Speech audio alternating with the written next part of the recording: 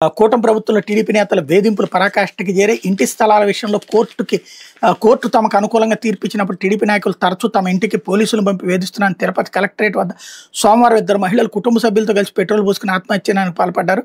పోలీసులు వాళ్ళని అడ్డుకున్నారు. ఈ సందర్భంగా బాధితులు వెంకట సుబ్బమ్మ, లక్ష్మీదేవి మీడియాకు తమ సమస్యను తెలిపారు.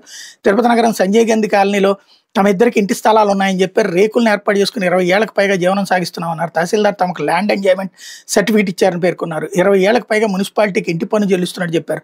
వైఎస్ఆర్సీ ప్రభుత్వంలో తిరుపతి నగరంలో 18 రోడ్లను విస్తరించారు. అందులో తమ ఇళ్ల సమీపంలోనూ కొత్త రోడ్డు ఏర్పాటు చేశారని, దీంతో అక్కడ ఇంటి స్థలాల ధరలు అత్యధికంగా పెరిగినట్టు వెల్లడించారు.